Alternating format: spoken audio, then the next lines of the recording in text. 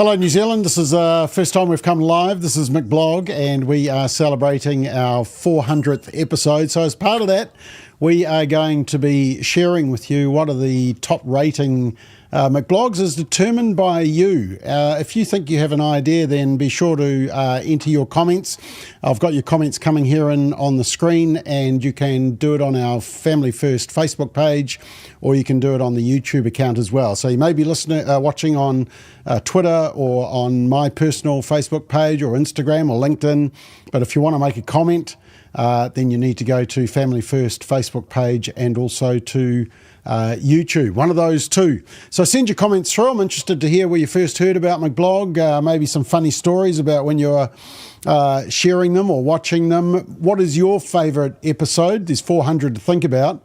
But over the next hour, we're just going to relive what are the top 9 or 10 on both Facebook and on YouTube as determined by you. So let's get straight into it. And before we sort of do the countdown, I just want to show you the very first one. This is back in November of 2021. And it was, believe it or not, about media and broadcasting standards. And I was just highlighting about the hypocrisy and flawed thinking of the Broadcasting Standards Authority. Blasphemy, but then it specifically says that it's a free-for-all, but just for one particular faith. Have a look at it again. It says the Christian faith. But apparently, a free-for-all against and blasphemy against the Christian faith is okay, but what about other faiths? Why aren't other faiths included in this exemption? Why is it only the Christian faith that allows us free-for-all? I mean, one positive out of this is that apparently hell is okay now, so it's good news for Israel, Folau. Okay, so there we go. That was the very first McBlog. That was the date 16th of November, done by the Wellington women's rugby team. And this was viewed 15,500 times on YouTube. And what you'll see in this coverage is that One News covers the way that the Wellington women did their political demonstration. They said there was one rule for them, but another rule for others. And of course, I'm comparing it to how they treated Israel Folau, who also got political. Of people standing behind people keep saying, oh, it's okay, he's allowed to have an opinion. I call bull on that. You cannot continue to stand behind religious views and spout this like bigoted, hateful, homophobic speech. It's really is rolling in, and it is a bit of a mixed bag, but it's interesting. I'm surprised at how many of you say, go for it, girls. You know, politics has a place in sport. If you've got a message to make, it's your choice to do it. Well, I also, again, want to put into context here that it was done via a haka. Haka has always been a place for Māori to express their views, and yes, political views as well. And it's a place to lay down challenges, and that's exactly what these women did. And it took guts for them to do what they did, and now they're being asked to apologise. Okay, so there we go. Totally different rule. If you do it for the Wellington rugby team and they agree with it, then it's okay. You can express your view. But if you're Israel Folau quoting from the Bible, then it's not your view. That was very popular. Let's check out the next one. I think we are having some major difficulties here, but you can comment through YouTube. Seems to be working. So if you're trying to find us, we are on YouTube. Hopefully we'll get kicked up on Facebook shortly, and I'll be able to see your comments as well. But number 8, 15,000 watched this one, and it was about the Posie Parker rally, and it was about the woman that was repeatedly punched, a 71-year-old woman, a grandmother. And the person that was responsible didn't even get a conviction. And so we compare the outcome of this case with 2 other cases. One was Green MP James Shaw, who was assaulted in a Wellington street. And another man performed a sexual act at a public pool. But I want to compare the difference between the treatment of James Shaw, who was assaulted, and the elderly lady who was assaulted, but at the Posie Parker rally. So that's what this was about. Here's the footage of that assault. It's a bit hard with the person walking in front, but there's the victim in the blue shirt. And you can see the offender landing 3 hard punches on the head, or in the head, of the woman. And as a result of the attack, she suffered concussion and bruising. She told the court that since the assault, she'd been unable to go out and interact with people. She couldn't sleep without taking medication, and any noise caused her severe stress. She said, the crime itself has had a huge impact on my general well-being. So what happened to this offender, protester, this 20-year-old who attacked an elderly woman? Well, this protester has been granted a discharge without conviction. So no conviction. It's not a crime. It's not treated as a crime. Discharged without conviction. James Shaw's attacker got a 9-month sentence. This protester got permanent name suppression. James Shaw's attacker, well, we all know who he is and what he looks like. This protester did some community service, but remember, James Shaw's attacker was told by the court that no, community service would be inappropriate for such a serious offence. In fact, the 20-year-old's lawyer said the man was caught up in what she described as the frenzy of the Posie Parker protest. Okay, so as you can see, totally different treatments. Anyway, that was our 8th most popular episode of McBlog on YouTube. So we're looking at YouTube at the moment.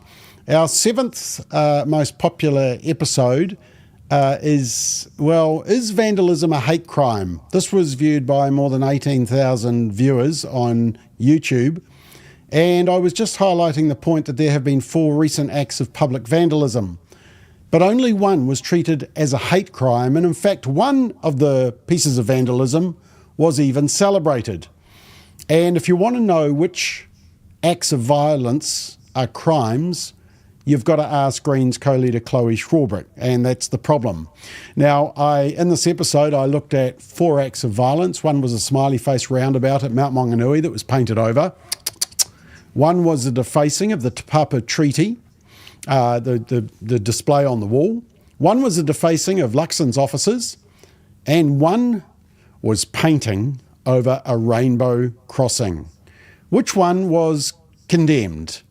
Have a watch. The Te Papa co-leaders said, quote, the purpose of this exhibition is to provide space for conversations about the treaty, and it needs to change to meet the needs of today.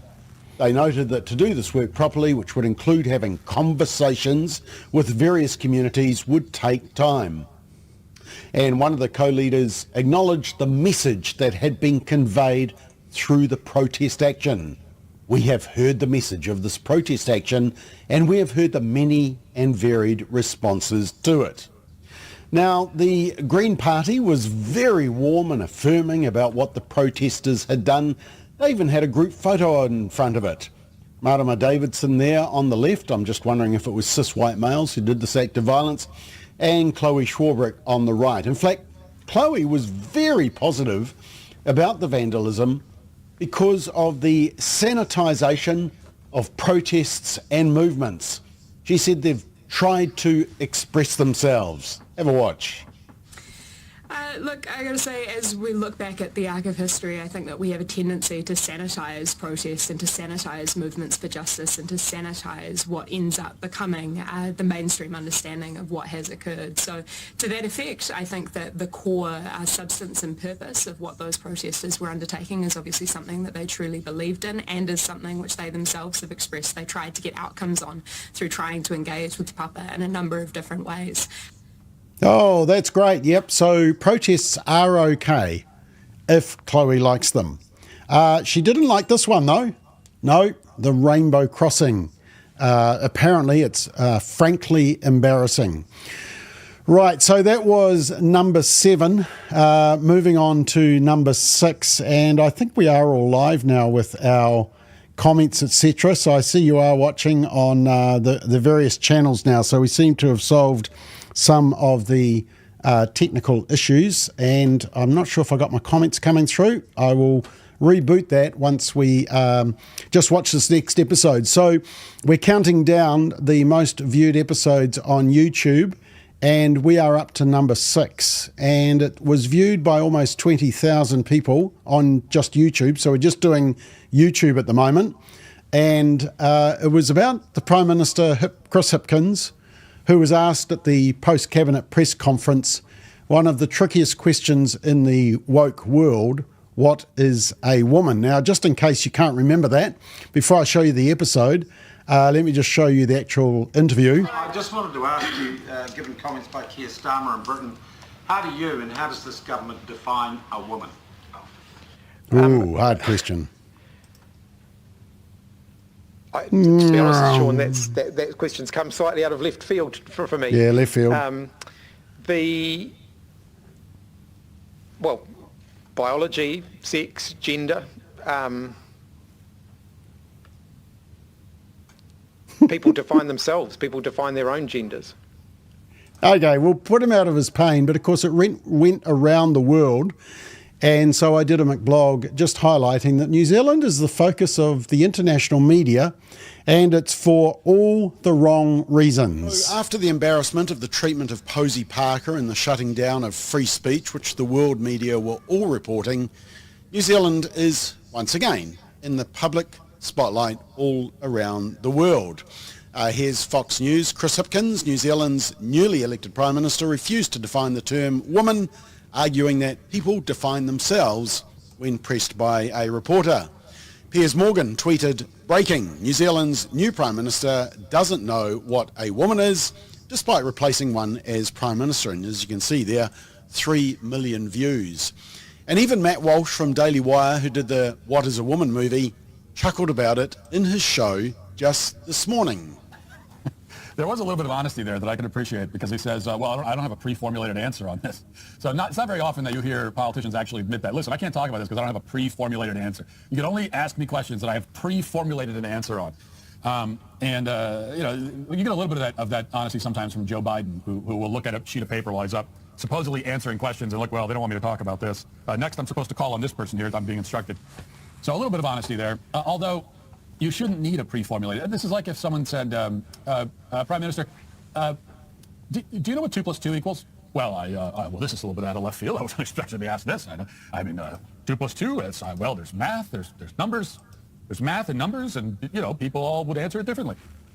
Even if you weren't, I can understand if you weren't expecting to be asked that question, but you should still be able to answer it just like that, because that's how easy of a question is. But obviously we should be, I think, precise here in what we say about this, because it's not that he knows the answer. It's not that he doesn't know it. Obviously, he knows the answer. But what he can't figure out on the spot, what he can't figure out how to do is how do you can't say that answer, because then the trans and LGBT mafia comes after him. So he can't say that. So what he's trying to figure out is, how do I say something about this without actually giving the answer? Yeah, okay. So, we were kind of the embarrassment of international media because our Prime Minister at the time, Chris Hipkins, could not define what is a woman. So that was the 6th most popular, just under 20,000 views on that particular one. So we're into the top 5 on, now this is on YouTube, episodes on YouTube.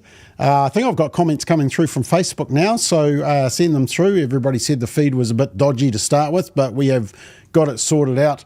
If you are watching and you want to comment, I'm interested just to hear from you what you think was the best episode in your view, and which you think was the most viewed episode as well, and maybe any other funny stories. One thing I have found with McBlog is that I've wandered around. Often people just come up to me out of the blue and just say, watch the McBlogs. And it always fascinates me just how far it reaches. But this is number 5, and just over 23,000 on YouTube watched this one. And it was straight after the Posie Parker rally.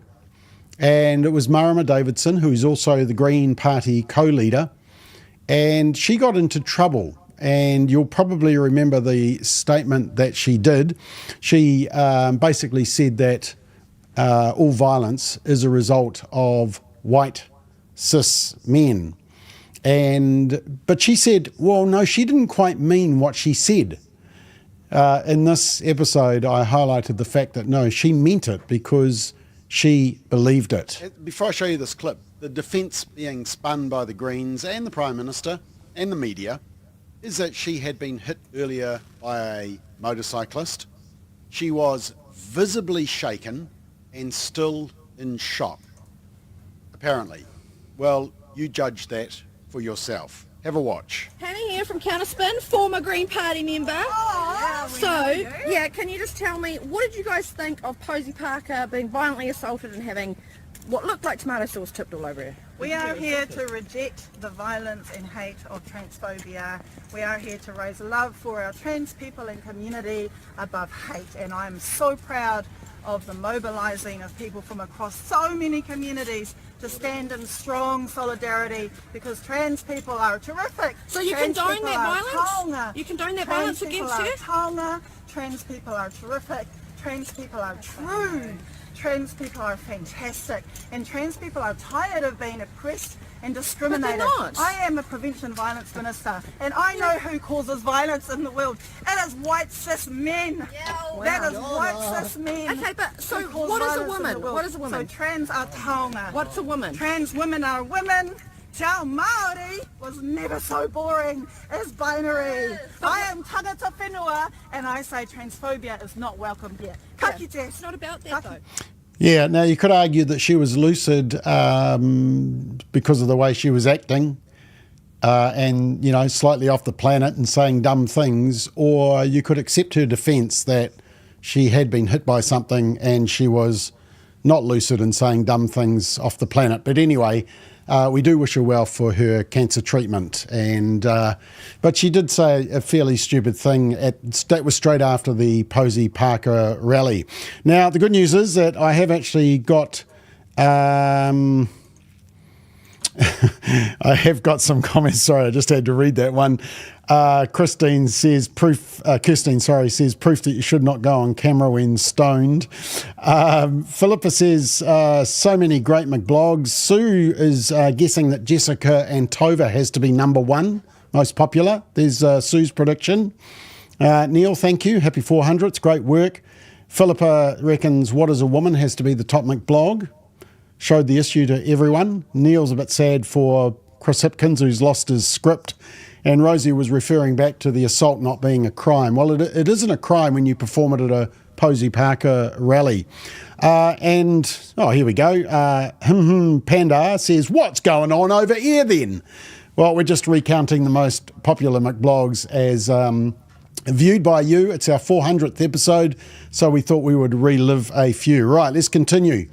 Number 4 on the YouTube channel, and this was viewed by just under 29,000, and it's entitled, Is New Zealand the Worst Place for Women? It was once again after the Posie Parker debacle. That got a lot of you very exercised. We did a few episodes on it, and Posie Parker called New Zealand the worst place for women she has ever visited. She left the rally at Albert Park without even speaking. She was overwhelmed by thousands of heckling counter-protesters who broke the barriers, doused her with tomato juice and then mobbed her and hounded her out of the public space. It was a sad day for free speech and a terrible day for women who simply wanted to stand up for their rights. And in this episode, we talked to free speech advocate and supporter of Speak Up for Women, Annie O'Brien, who was at the event at Albert Park. This is something that just disturbs me the most about all of this is Kelly J actually said to me the day before, because she'd seen all the angst, and obviously she was being portrayed very unfairly in the media. She said, do you trust your police to protect us? And I said yes. And I feel really stupid now. They weren't there. There's been footage that shows that some of them were actually nearby, and shows whoever there was calling the shots chose not to have them come and intervene. But we had a week before the event of the Green Party and various activists saying there will be violence. Now, the Let Women Speak events had happened all over the world, and there has never been violence from the women. It's only ever been activists protesting. So there is no evidence there was ever going to be violence from us, so they could only be predicting violence from their side. Yeah, okay, so that was, very popular. That was, number 4. 29,000 almost watched it. And it was, around the whole Posie Parker thing, we certainly got a lot of coverage. In fact, the Disinformation Project admitted that some of our episodes and McBlogs were getting more coverage than News Hub and One News. That's actually in their report. Although they didn't actually name Family First, they just said a Christian lobby group. The name that must not be spoken. All right, we are up to, so this is the 3rd most viewed McBlog on YouTube. It was viewed by just under 32,000, and it was about a landmark case. Actually, it's this one was only 8 weeks ago. Landmark case that was going to determine whether sex or gender identity take precedence in law. It was a Tickle versus Giggle case. Now, we actually know the outcome, and we know that biology has been killed in Australia, well, in the court system anyway, but it was actually a very serious and significant case, and we did some coverage on it. So here's a little excerpt. One that in recent times often delivers a far from simple answer. Today, the federal court is being asked to decide once and for all. Together we stand, together we fight. The real criminals are the people in that building right there, which are seeking to deny and delay our rights. Outside the federal court in Sydney, trans and women's rights activists chant. They don't give a about us. It's all about how they feel. Ahead of the first day of Tickle versus Giggle. So let's go and get our rights back. Let's just use it, get our rights back and end this madness so we can all move on with our lives. That's Sal Grover. In 2020, she founded an app called Giggle.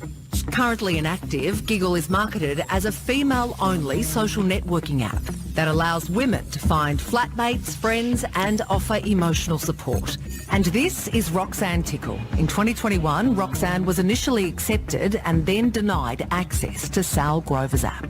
The only prerequisite is that you are female. That's it.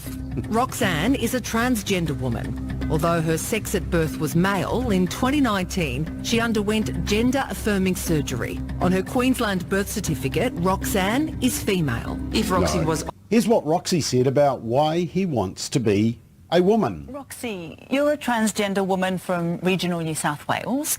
You played hockey for 10 years from when you were 16 years old, but you stopped when you were 26. Why? Something didn't feel quite right.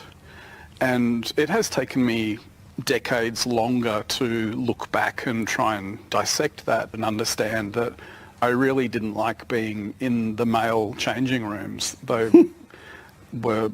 I felt really uncomfortable there. I didn't like the smells or the sounds. Hey, some men don't like the sounds and smells either. All right, so that was number 3. How many did we have watch that? That was almost 32,000 on YouTube. Have you figured out what's the most popular McBlog, the most viewed one? If you think you know, I might have an umbrella to give away, a hurricane withstanding Family First umbrella, just so you can really stand out in the crowd for, if you can guess which is the first one. You can comment on the Family First Facebook page or on YouTube, although you may be watching on a different channel. And we've got it all working now, which is a bonus. Now we're up to, so I'm interested to know which was your favourite episode. We've had 400 episodes, so hopefully you can think of one. And also which you think was the most viewed overall. Might not be your favourite one, but it was certainly viewed the most. And there are a couple of standout ones. We're just looking at YouTube at the moment. And so we are up to number 2 on YouTube. And it's actually the one that a lot of you picked might be the number 1. And look, just a quick bit of background on this. It actually happened as we were having the daily speech from the throne during COVID lockdowns. And the Prime Minister then, Jacinda Ardern, would turn up, and we were watching them over a couple of weeks, and I started to notice that every time she finished speaking, she would always throw the interview to one of 2 women. And so I had nothing else to do. We're in lockdown. So we went back and did a little bit of research, and sure enough, we found a trend. And interestingly enough, the media picked it up as well, surprisingly. And this was the famous video that sort of went viral, 33,500 views on YouTube alone, and it was called Face the Media, Tova or Jessica. We are now happy to take questions. Prime Minister Tova. Anthony, what is this?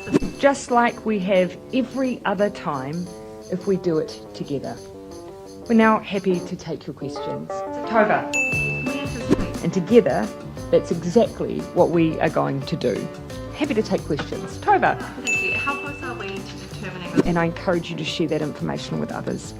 We are now happy to take your questions. Jessica. Prime Minister, are you satisfied? Now happy to take your questions. Jessica. Prime Minister, what buffer is it giving you? Happy to take questions. Jessica and then Tova. Prime Minister, have we peaked? Please do remain absolutely cautious. Yeah, Jessica. Be patient and be kind. We'll now happily take questions. Jessica then Tova. Where are we at with our vaccination? Please do look after yourselves. We'll now take questions. Jessica then Tova. What's the difference? For now though, we're happy to take questions. Jessica. More details about the truck driver. But for now, we'll open up. Jessica. So the 24 new cases. And we collectively keep going. Happy to take questions. Jessica. If you were... We're now open to questions. Yeah, Benedict, and then I'll come to Tova. Now happy to take questions, and feel free to direct them to Professor Henry as well. Jessica and then Tova. Prime Minister...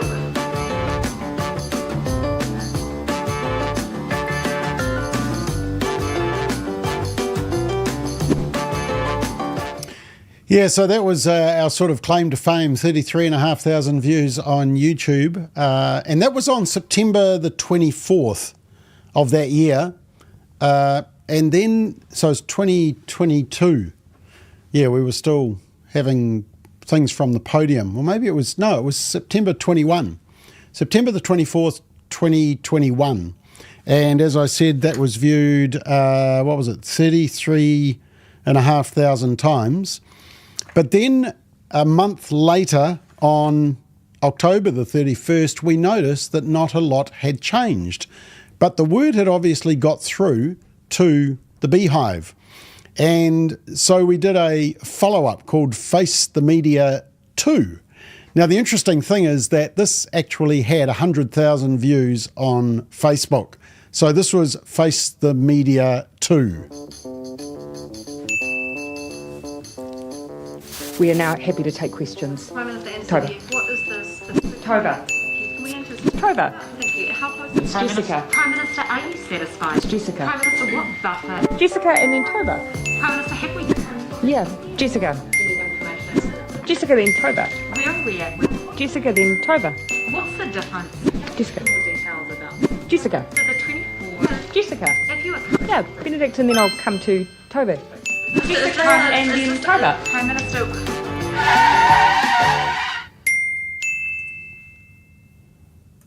Happy to take your questions. I'll mix things up a bit because I'm prone to habit. I'm going to jump in the front. Henry, and then I'll come to Jenna. Happy to take questions. Tova. Now happy to open up for questions. So Jessica and then Tova, I believe, is the routine. Happy to take your questions. Yeah, Tova. Can be found on the Unite Against COVID website. So what's not working properly? Till then, though, we are now happy to take questions. Yeah, Tova. We need everyone to play their part. Yeah, Tova, Jessica. Sorry, Tova. That if you have any questions on there, we will start with Tova, then Jessica. We're now both happy to take questions. Yeah, I'll come Tova, then Jessica, and I know we can do it. You're now happy to take questions. Yeah, Tova. Kia ora, Minister Henare. We'll open up for questions. I'll start with Jenna. The way that the Prime Minister and her ministers have been running those press conferences have changed quite a lot over the year and a half since COVID. It started off with being sort of a free-for-all, whoever could shout the loudest and get their attention. But now, as you'll hear, it's your Jessicas and your Tovas, and then you kind of move around. It's gotten quite political, actually.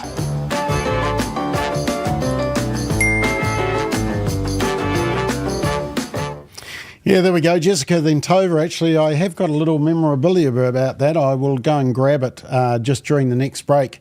But that was our second most popular video on YouTube. Now, I'm not going to tell you what the number one is because I will come back to that. And if you want to guess what it is, then you can go to comment section and tell me what you think was the most viewed McBlog episode on YouTube and on Facebook. But we're now on, so that was number 2 on YouTube. So now we're looking at Facebook. And look, the Facebook numbers are quite significant in terms of views. And number 10 was actually that one you just watched. So it was popular on YouTube, but it was also popular on Facebook. 100,000 views, as I said, on Facebook. So that was number 10, Face the Media Part 2. Number 9 was, well, he's in the news today. It was Donald Trump. And it was about half a year ago, in the weekend, there was media coverage about Donald Trump saying that if he wasn't elected, there would be a bloodbath. And it was the same weekend that Winston Peters mentioned Nazi Germany. And the reporting of both comments were misrepresented. They were given without appropriate context. And the both outrage to both comments was consistent across the media. And, you know, if the media were consistently calling out both sides of the debate for the rhetoric, I'd support them, but they don't.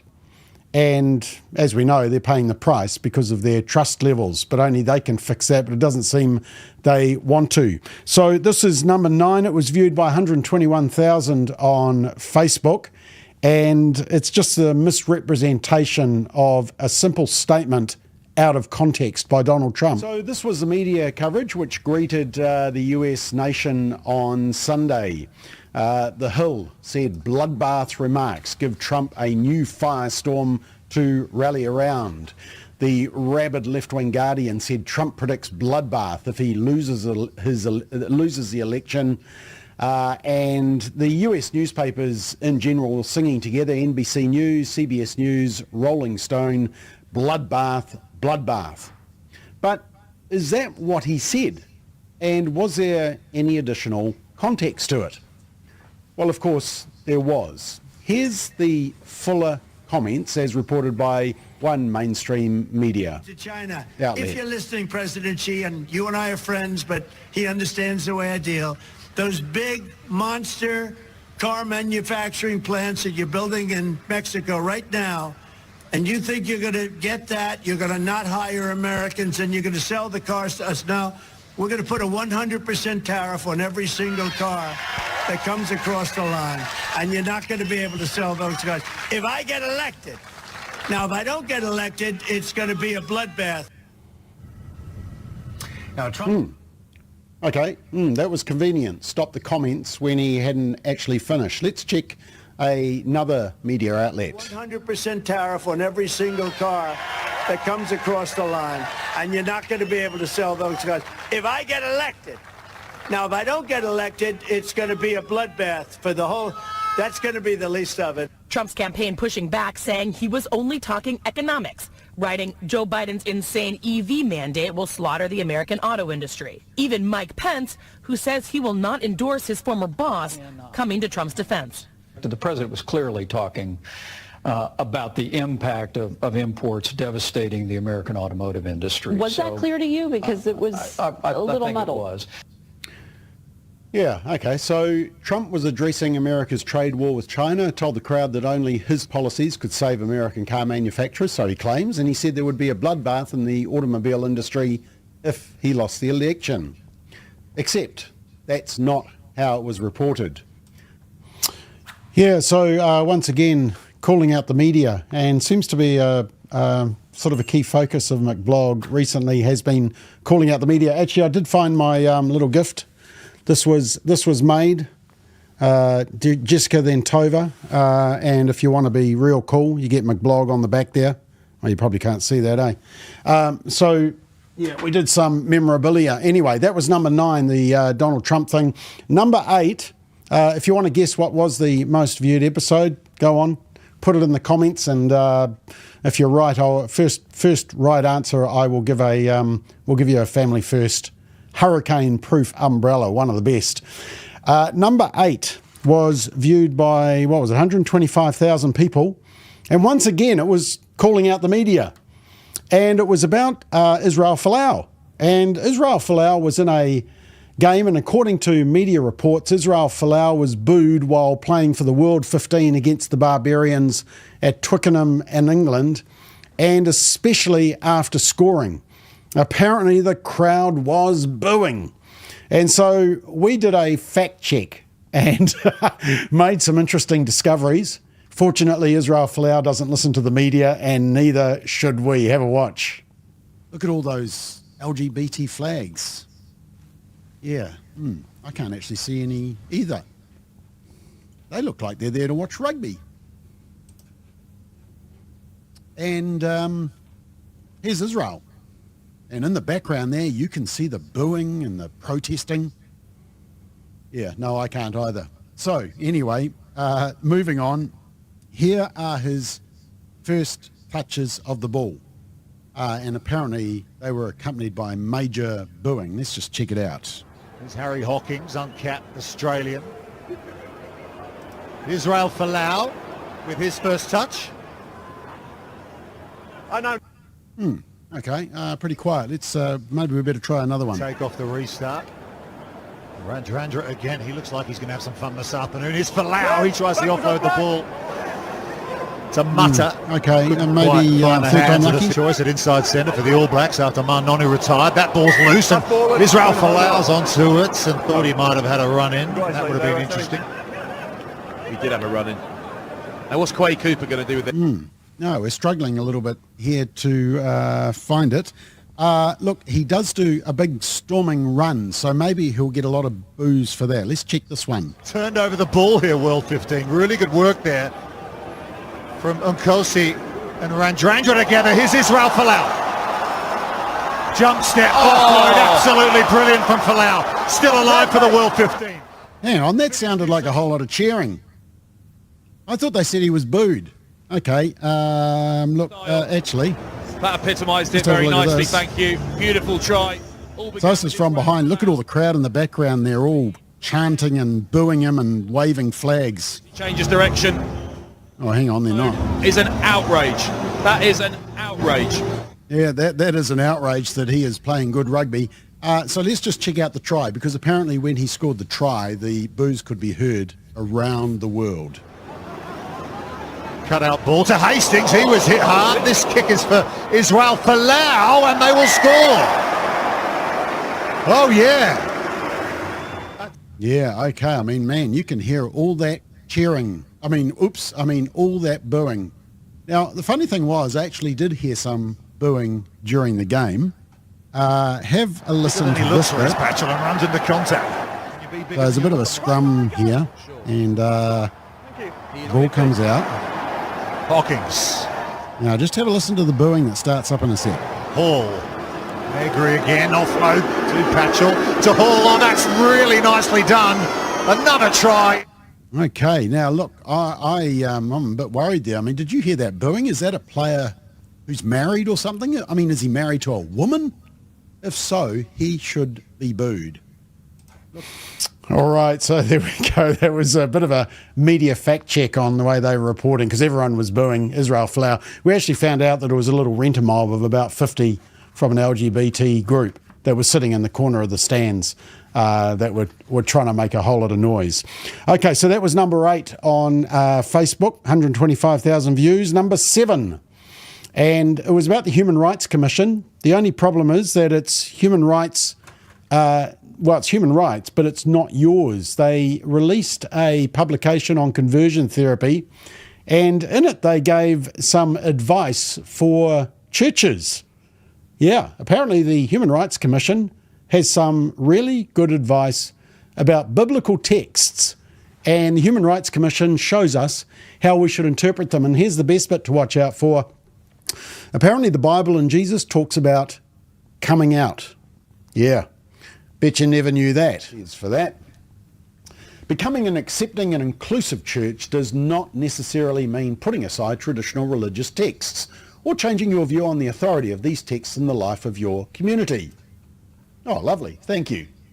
For example, theologians and others who advocate for an inclusive interpretation of Scripture often refer to 6 well-known Bible verses used against homosexuality as clobber verses or passages. Many posit that these few verses have been weaponized to justify discrimination and exclusionary treatment of rainbow people within church life.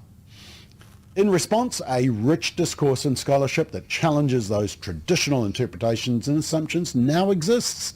These inclusive interpretations are available for rainbow communities and others who cherish their sacred texts and acceptance of diverse genders and sexual orientations. Now, one of the resources it recommends is this one, Join the Chariot. It's written by Inside Out, need I say more? It's neither theologically grounded nor carefully crafted, and its foreword quickly indicates that the resource is neither theologically grounded nor a taonga, as it claims. And what this precious resource provides is an exemplary reading of the gospel text. It says this in the opening, I came that they may have life and have it abundantly, for just as Jesus is rebuking the Pharisees for not taking care of those whom they are responsible, for instead acting as those who bring fear and potential harm into the lives of those most vulnerable, Jesus is also insisting it is the human right of all to choose, if they so desire, to come out and to go find abundant pasture. That's what that Bible verse apparently is about. Coming out. Okay, so that was number 7, 131,000 views on that one on Facebook. We're up to number 6. Do you know what number 1 is going to be on YouTube or on Facebook? If you do, make the comments in the section. In the comments section. It needs to be on the Family First page or on the YouTube page if you're watching on another platform. Number 6, and once again, this is calling the media to account because it was about the new report that had just come out from AUT measuring how much Kiwis trust the news media. And of course, it had plummeted to a new low. And so this is, what are we up to? We're up to number 6. We said the media trusted a F for fail. This was just 4 months ago. Yeah, 4 months ago.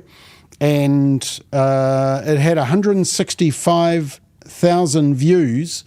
And part of the reason for their lack of trust is because of, watch how the media report it and who they use to do the report. It might tell you a little bit about it. Major loss of trust in the New Zealand news media say it's time for news organisations to look in the mirror. Just a third of Kiwis now say they trust the news. That's down 20% from 5 years ago. As Isabel Ewing reports, the researchers say the news media needs to rebuild public understanding of its role. NewsHub's anecdotal findings are backed up by the 5th annual report published by AUT's Research Centre for Journalism, Media and Democracy. The media does need to look in the mirror now. Not that I think it's lost its purpose, not that I think it's lost its integrity, but it's certainly lost its audience. Since 2020, trust in the New Zealand news media has dropped by a whopping 20%, and nearly half of that trust was lost in the last year. In the 5 years we've been doing it, trust in news in New Zealand has declined at a faster rate than other countries. So we've gone from sort of the top of the bunch of the comparable countries to very near the bottom. The authors say the reasons are complex, but some are easy to identify. The pandemic and loss of trust in the government spilled into a mistrust of all providers of information. But also, audiences are turned off by the mixing of opinion with news. That doesn't mean that the media doesn't have a right to its views or that opinion columns aren't useful. But the audience seems to no longer be able to tell the difference. And the audience thinks they're just being preached at. There was also mistrust over media using the government-provided public interest journalism fund during the hard times of the pandemic, a mistrust spurred on by Winston Peters, who called it state-funded bribery. You can't defend $55 million of bribery. Well, the primary responsibility sits with you and the media industry yourselves to make sure that you are building your social licence, you're building your trust with the New Zealand people. Michael Baker says the mainstream media plays an essential role in conveying information during crises like a pandemic. It's really still the best place to get fact-based and science-based information. And the alternative is far, far worse. That is, everyone does their own research on social media. The news media and journalism in need of a major PR overhaul. Yeah, I just get the opinion that using Michael Baker might not have helped their messaging in that story. There was just one other little video clip from that episode to show you. Just as important as the reality, is it not? No, sometimes perception is completely wrong. You know? I'm not asking if it's right or wrong, but I'm saying it's just as important. When it comes to an issue of trust, perception is just as important as the reality. So whether or not... I'm not sure if I agree with you on that, Jack. Okay, so there's a lot of perceptions that people have. So you're not concerned that many people would look at, say, this show, for example, and say that received money from the Public Interest Journalism Fund. I don't trust that show anymore. Yeah, no, I am concerned about that because... Oh, there we go. He is concerned. And of course there was a podium of truth and there was a blocking of our What is a Woman advert as well. Right, we're on to number 5, 5th most popular on YouTube, and it was Chris Hipkins again. Not about What is a Woman. No, that was further down the list. But this had almost 200,000 views. It was just over a year ago. They were campaigning as well. Even had, it was number 10 on YouTube as well. So it was pretty popular. And I was just making the point that I thought that Chris Hipkins had possibly lost the election with this particular commentary. Have a watch. With a bit of creativity. The vaccine mandates, I acknowledge that it was a challenging time for people, but they ultimately made their own choices. There was no compulsory vaccination. People made their own choices. The government is planning to require every single teacher at every level and all support staff who work with children to be vaccinated. There was no compulsory vaccination. Newshub can reveal the mandate Chris Hipkins is taking to Cabinet on Monday is a mighty big stick. Every educator who works with a child will have to be vaccinated. People made their own choices. I can now confirm that we'll be extending this requirement to large parts of our health and education workforces as well. There was no compulsory vaccination. Schools and early learning staff and the support people who work with them, who have contact with children and students, will need to be fully vaccinated by the 1st of January 2022. There was no compulsory vaccination. That includes home-based educators, all those who support people in our schools and early learning services such as teacher aides, administration and maintenance staff, and contractors. People made their own choices. Secondary schools in Kura will also be required to keep a COVID-19 vaccination register of their students. There was no compulsory vaccination. Students that don't produce evidence of vaccination will be considered unvaccinated. People made their own choices. Yeah, at the time when he made that announcement, my point was that I thought he had just lost the room and probably lost the election. Well, I was right, but it may not have been just that statement, but it certainly was tone deaf, wasn't it? All right, let's move on to number 4. We're getting close to number 1 for both YouTube and Facebook. Number 4, and this is the ones on Facebook that we're doing. Number 4, this was viewed just over 200,000 views on Facebook, and it was about 17 weeks ago, which is what? That's about three months ago. It was when Pink Shirt Day was coming. And, well, with more than 200,000 views, this might be the reason why Inside Out and some of the activists aren't too pleased with us, that we showed the actual agenda behind Pink Shirt Day. Have a watch. You know, they're very blatant about what they are pushing long term. They say thinking about keeping up the mahi, dealing with bullying in the future. Is it all bullying? No. Suggestions are start a rainbow diversity group, celebrate Schools Pride Week, bring an Inside Out to the school, review school policies around rainbow inclusivity, making schools safer for trans and gender diverse youth, and legal rights at school for rainbow young people. Yeah, it's pretty clear what the mahi is, and it's definitely not all bullying, sadly. Now, finally, let's just check some of the advertising that young people will be seeing. And this is from 2 years ago, Pink Shirt Day is supposed to be about all bullying, but the Transgender Inside Out staffer promotes only one type of bullying. My name's Peter Zay. I work for an organisation called Inside Out. We're a national charity and we work towards making sure that our rangatahi, our young people in Aotearoa, have a sense of safety and belonging in our communities and in their schools. Pink Shirt Day originated because of rainbow-specific bullying, but also problematic gender stereotypes as well. In my experience with talking about bullying, specifically rainbow and homophobic bullying, it's still quite prevalent in today's schools. Yeah, pretty focused on one type of bullying, isn't it? Pink Shirt also promotes International Day against homophobia, biphobia and transphobia. Pink Shirt Day also promotes schools Pride Week. They also promote drag queens. And in the greatest irony of our time, Chanel Lal, who says down there, stop bullying. Yes, this Chanel Lal at the Posie Parker rally is one of the promoted groups. And so what they're saying is that bullying is okay, especially if the victim is Posie Parker, who wants to talk about the definition of woman being adult, human, female. That kind of bullying is fine. If you still think Pink Shirt Day is about all bullying, I have a bridge to sell you. All right, so there we go. That was number 4. And as I said, the views for that were just over 200,000. Then we had a bit of a jump, and our third most viewed one on Facebook had more than 250,000, 260,000 views. It was a year ago, and it was talking about companies going woke and going broke. And it was when, I don't know if you know about Bud Light and Dylan Mulvaney, but it was all about that issue. Impressive carrying skills, right? I got some Bud Lights for us. So, I kept hearing about this thing called March Madness, and I thought we were all just having a hectic month, but it turns out it has something to do with sports. And I'm not sure exactly which sport, but either way, it's a cause to celebrate.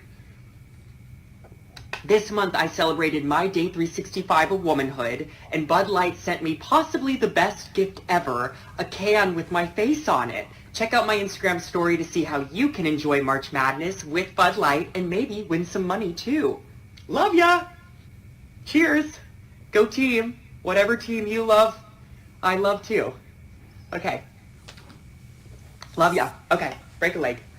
Woo. Okay, well, when some Bud Light beer drinkers learned of the brand's campaign with Mulvaney, they were less than pleased.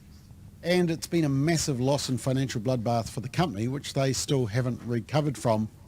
And as I said earlier, what Bud Light misunderstood is that most normal consumers like you and me don't want a side of woke agenda and nonsense lectured at us when we purchase something. And most people remain loyal to the truth that we're born male or female, and that's a biological reality that doesn't change, no matter what a man in a dress or a virtue signalling business believes. All right, so that's exactly why we started the wokeup.nz website, which has been very popular. Many people don't like it, but that's because that's why it is so popular. And of course, we had Nike as well. There we are, Nike with the advertising the swimsuits for women, including the downstairs package. And there were others as well, the Adidas, no, that's the Adidas swimwear range, isn't it? Nike went down that track as well. All right, we're up to number 2. The second most popular, and boy, we had a whole lot of views on this one, and it was actually following on from a story about the fact that the Herald said that the New Zealand government were no longer going to have a law stopping transgender playing in the opposite sport. So in other words, they weren't going to stop biological men playing in women's teams, but like the boxing at the Olympics. Now that caught everybody by surprise. It also caught one of the coalition partners, Winston Peters, Deputy Prime Minister, and so we had a discussion with him. I'll just show you a little excerpt on that, but just to give you an idea, so this was just over 10 weeks ago, and this particular interview was viewed more than 300,000 times on Facebook. So this is number 2, the second most watched McBlog on Facebook. It's the question of fairness. and it's as clear as daylight. And you recall the Laurel Hubbard case, when it was clear when she went onto that podium to get the prize, and how people were annoyed at the unfairness of it all, and then it stopped happening. But you got people out there trying to think that doesn't matter what the mass majority of people think, they want their own certain unfair way. When I listened to Chris Bishop, he was sort of arguing, look, we haven't really seen any evidence of this being an issue in sports. How would you respond to that? Well, I don't know what he meant by that, because we've had all sorts of examples, including the champion swimmer that was setting all sorts of incredible records. Her name was Liz Thomas, and she was banned. Leah Thomas, rather. It was banned because everybody can say it was immensely unfair.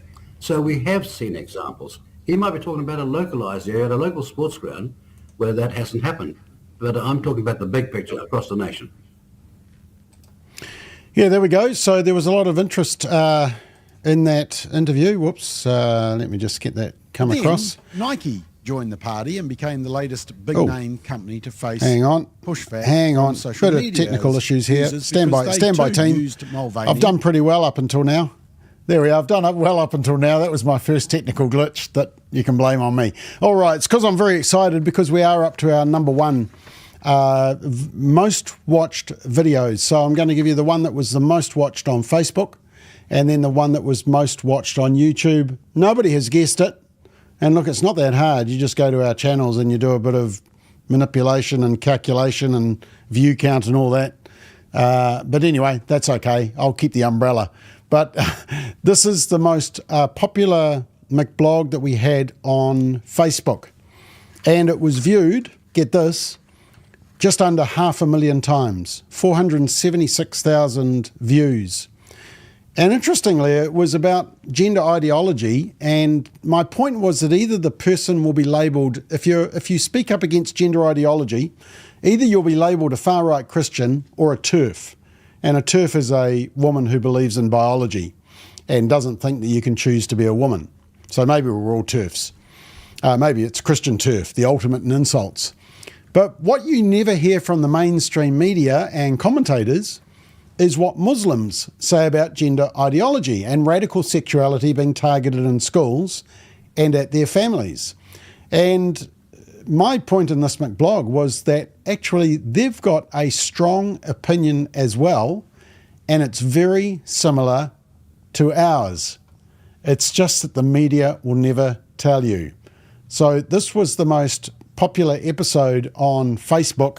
As I said, just under 500,000 views. Here's a little excerpt. This type of hedonism, this type of sensuality, this type of licentiousness and animalness, this type of foolishness, we need to stand up and preach loudly and clearly. Enough is enough. Yeah, it's interesting that the media haven't talked about this. He then briefly talks about the number of genders that you can choose from. And expresses concern about the messaging which is targeting children. Brothers and sisters, the claim that biological sex is a choice, it is not just factually incorrect. It is not just scientifically, patently false. It goes against the lived reality of every society known to mankind from the beginning of human history. The man is not like the woman. And yet, if you look at what our children are being taught, they are taught that you may choose your gender and you may change your mind every few days. One day you wake up and you're this, the other day you wake up you're that. Oh, by the way, if you didn't know, it's not just 2 genders. I actually checked today to make sure I'm up to date because the list is updated every few weeks and months. I just checked one of their websites and I'm not exaggerating. 105 identities, genders and identities. 105. More flavors than Baskin-Robbins. You wake up and you just change every day. I want to be this, I want to be that. And subhanAllah, it would be bad enough if it was just adults mutilating themselves and pretending to become a different gender. So there we go. That was the most popular or most viewed episode of McBlog on Facebook. As I said, just under 500,000 views. And simple point was that the media will always tell you about the Christians who quote the Bible or don't wear the rainbow jersey. But there are also Muslim players that don't wear the rainbow jersey either, but you'll never hear about them, like Haneen Zrika in Australia, or Idrissa Gueye, the footballer who plays in France. You don't hear about that. The Muslim who said that if Muslims use euthanasia, they go to hell. You didn't hear about that, but you certainly heard about Israel Folau talking about hell. And there's a teaching on gender theory, gender ideology.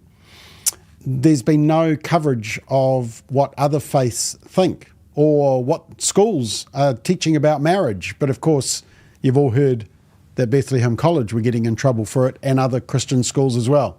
So it was interesting to see how much coverage. I suspect that episode may have gone all over the world as well. So that was an imam teaching the Muslim attitude to it, and yet the media won't go anywhere near it. Right, we are up to number 1, the most viewed episode on YouTube, and well, once again, it actually goes back to the Posie Parker. I didn't see anybody was able to actually figure out which one it was, but it was the Posie Parker rally.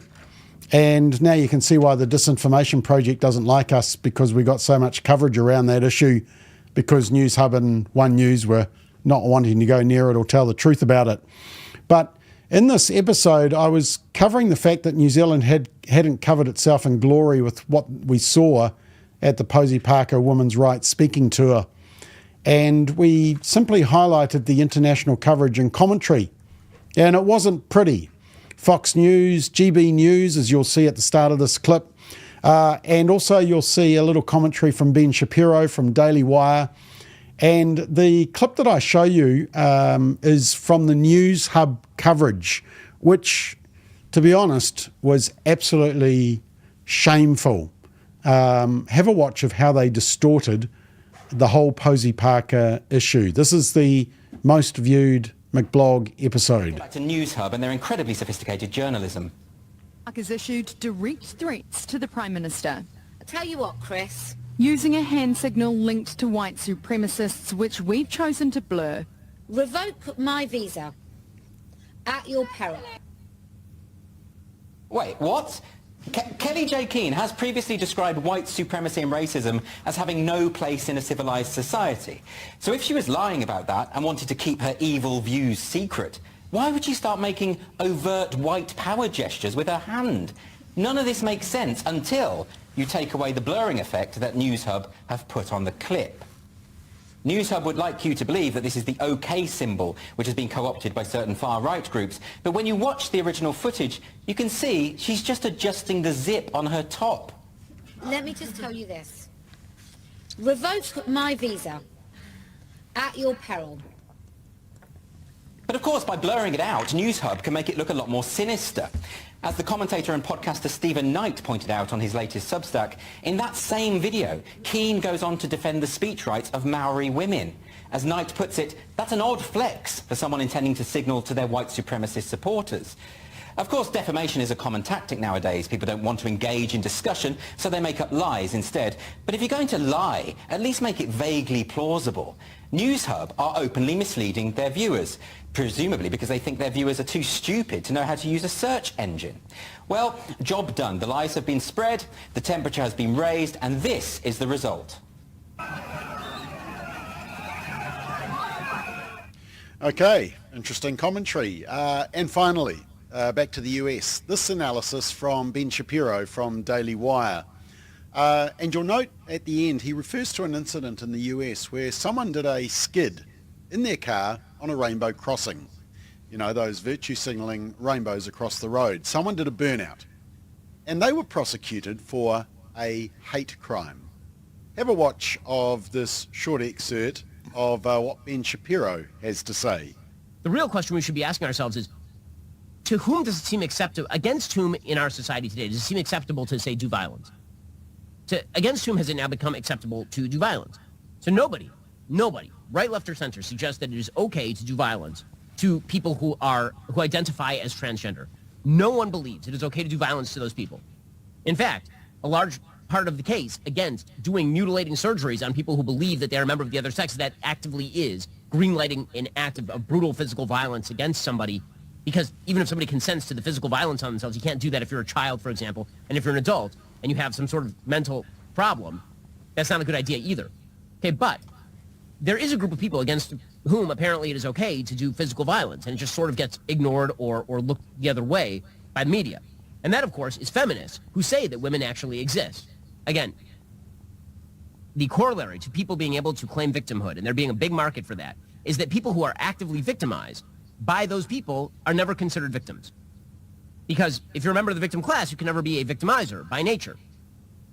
This presumably is why we are all supposed to ignore the assaults that were happening with regard to a so-called anti-trans pundit known as Kelly J. Keen Minshall. According to thepinknews.com, which, as you would imagine, is an LGBTQ plus minus divided by sign, happy face emoji tilde ampersand website, quote, due to thousands of counter-protesters overwhelming Posie Parker's planned Auckland rally in New Zealand, she has reportedly decided to leave the country. So far, Keen Minshall, who has previously described herself as a TERF, that would be a trans-exclusionary radical feminist, meaning a feminist who believes that women exist, brought the anti-gender rally to Sydney, Brisbane, Perth, Adelaide, Canberra, Hobart, and several other Australian cities. She was set to continue her tour in New Zealand, but the backlash by Auckland locals proved too great for the event to go ahead. The New Zealand Herald reported that more than 2,000 counter-protesters joined together prior to the event taking place in order to drown out the rhetoric of this person. Huge crowd, and some people were actually getting physically assaulted in the crowd. Apparently the crowd held signs of LGBTQ plus minus divided by sign solidarity, began to gather around the gazebo with bodyguards telling them to get out of here. After several minutes of standing around an ever-growing crowd. Okay, let me just interrupt that and let me just show you the last bit. He just shows some footage here of the protest. You can see Posie Parker being surrounded by security. You can see the crowd crushing in on her, again for the great crime of having said that men are men and women are women. Like, people are literally throwing, I mean, you can see this is crazy. People are literally pouring water bottles on her. People are hitting her with signs. Really solid stuff right there. In fact, at the same event, some of these trans activists beat up an old woman. There's an old woman there. She got clocked directly in the face. That would be a man beating a woman right there. There it is. Nice slow-mo of a. This is really sweet stuff that's happening right here. And the way this will be played by the media is not as a frontline story. Now, imagine that a trans activist went to give some sort of speech, and a bunch of people who believe in traditional genders, they showed up, and not only did they show up, they actually started committing physical acts of violence against the people by the thousands. Like, they showed up, and thousands of people started crowding the speaker, started crushing the speaker, and started actively doing acts of violence. It's a national news story when some nut job throws a firebomb in an unoccupied gay bar, right? It was a national news story when some dumbass decided to drive a truck over like a rainbow crosswalk and then skid mark with the truck across the rainbow. This is a hate crime. But when you have trans activists who are beating the hell out of people, apparently that is totally okay, because again, the victimized class can never themselves be victims. Okay, so there we go. That was the one of the most viewed episode of McBlog on YouTube. So there we go. That's the top 10 from Facebook and from YouTube. We've been doing this for just under 3 years, 400 episodes. This is the 400th episode. So bring on the next 400. It is surprising how many people do watch them on a regular basis. So it's a real encouragement for us to keep churning them out and finding the topics that you want us to talk about. So that's it, 400 episodes. Thank you for watching, and watch out for our 401th episode, which will probably be in the next 24, 48 hours. I'm sure there's lots to talk about. Anyway, good night. Thanks for watching.